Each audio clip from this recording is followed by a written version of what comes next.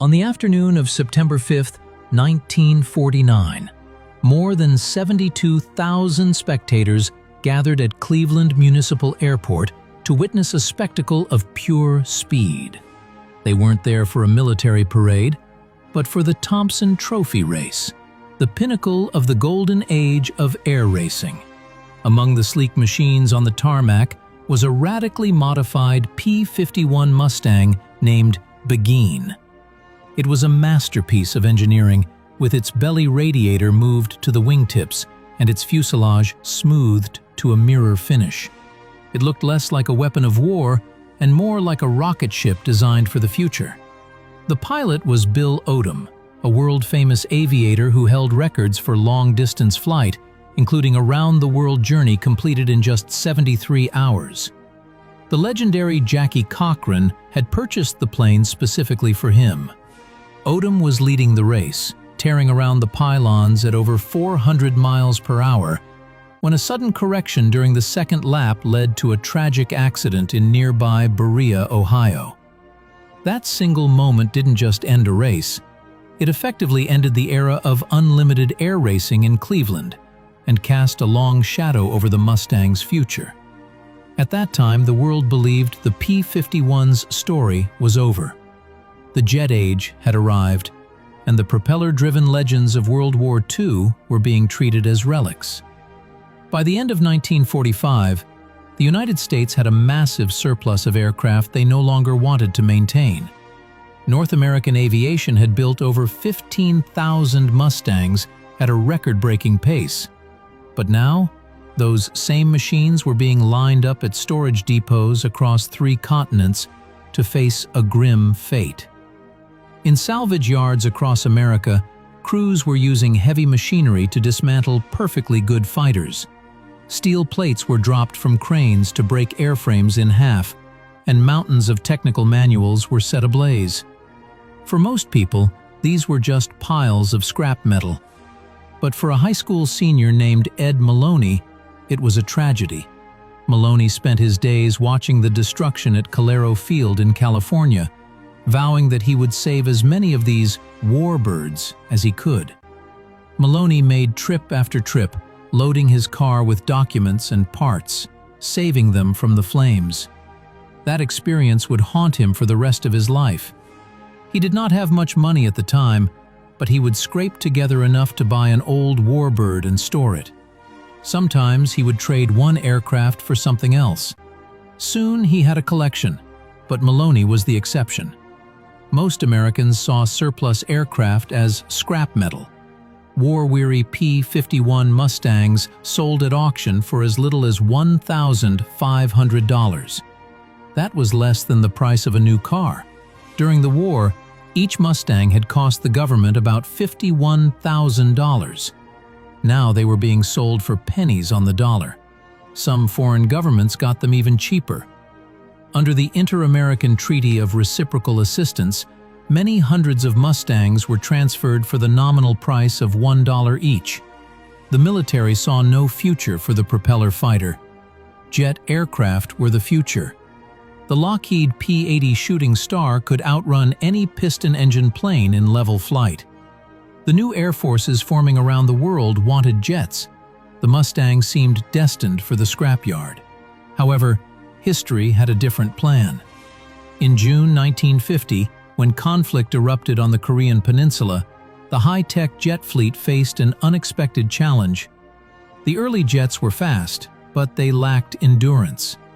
They burned fuel so quickly that they had almost no time to stay over the battlefield to support ground troops. The round trip from Japan to Korea consumed most of their fuel. They arrived over the battlefield with only minutes of loiter time. Worse, the early jets required long, paved runways. Most Korean airfields were short, rough, and cratered by artillery. The sleek new fighters were often grounded at the forward bases where ground forces needed them most. The Mustang had none of these problems. It could loiter over the battlefield for hours. It could operate from dirt strips that would destroy a jet engine. It could carry a massive load of equipment and supplies. The Air Force scrambled to pull Mustangs out of mothballs. Many had been relegated to Air National Guard units. Crews worked around the clock to make them airworthy again.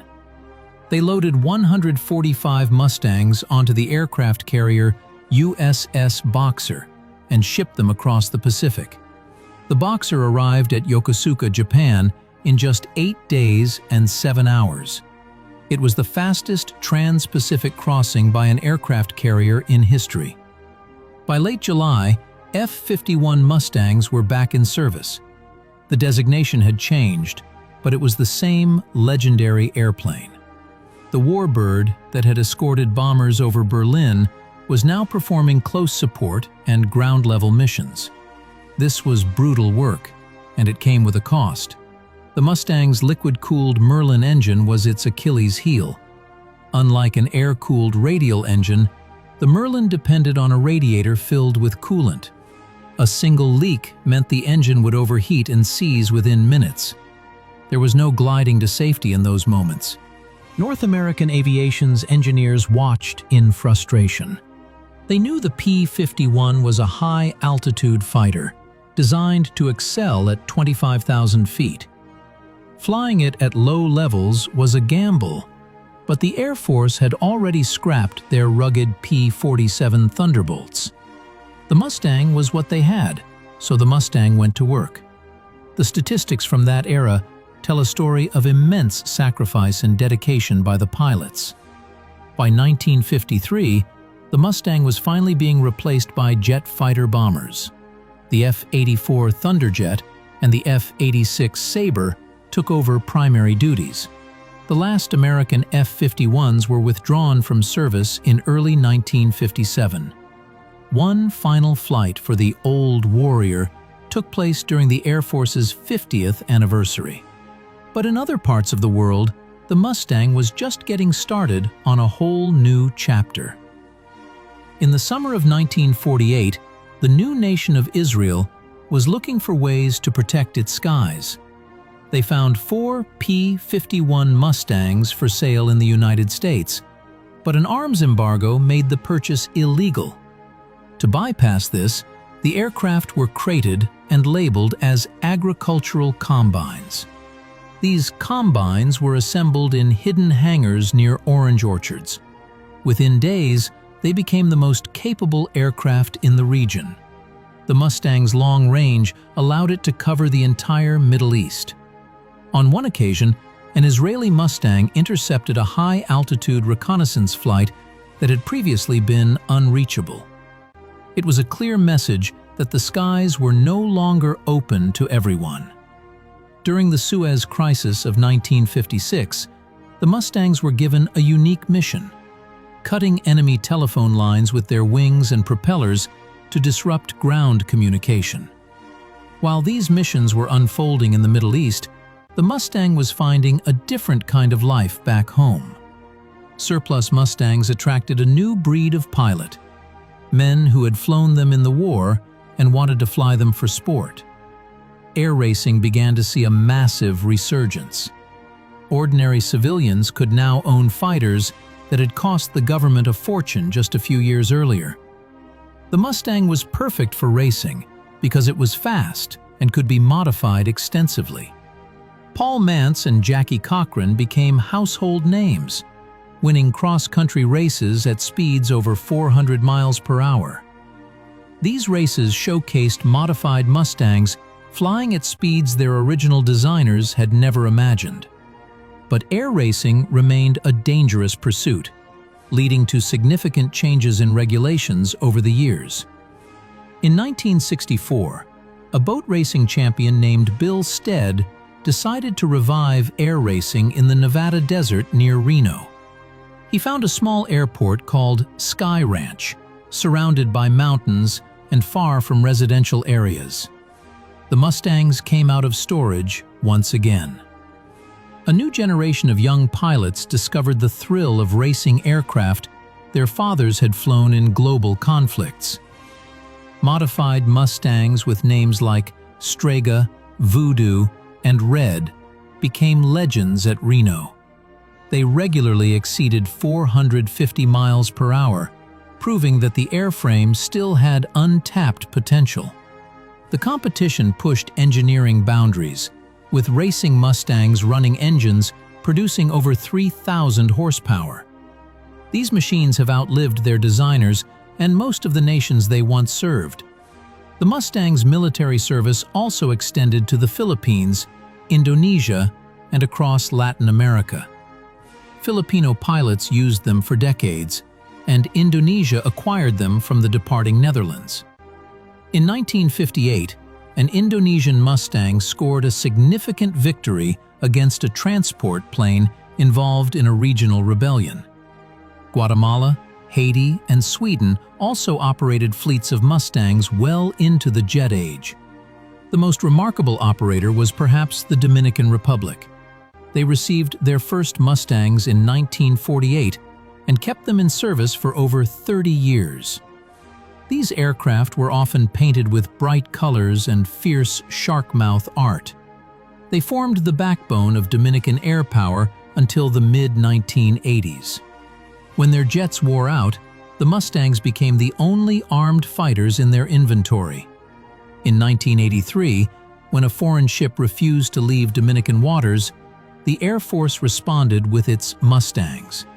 It was a sight from another era, propeller fighters enforcing modern maritime law.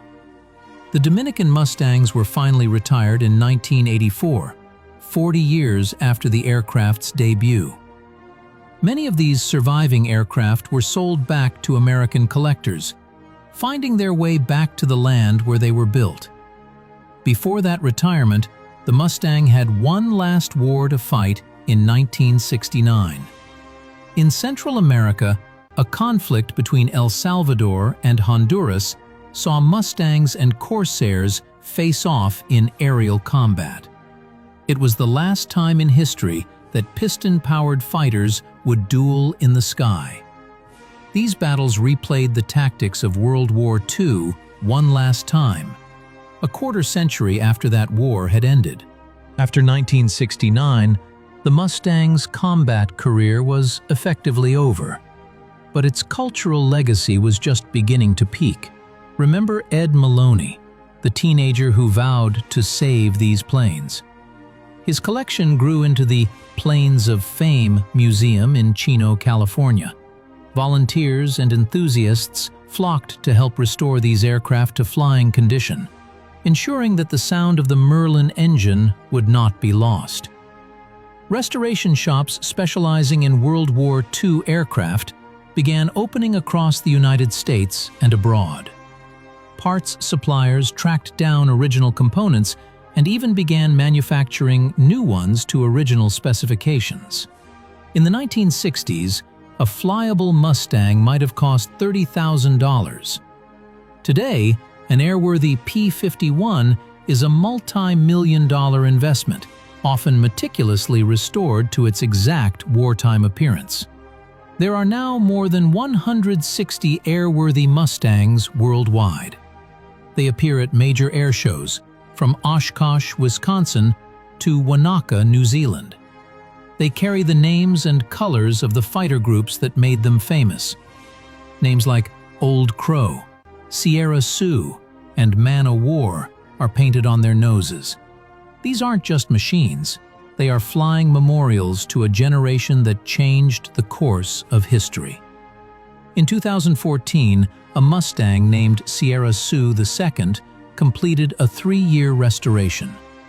The team confirmed that nearly every component was original to its 1944 construction. It is considered one of the most original P-51s still flying today.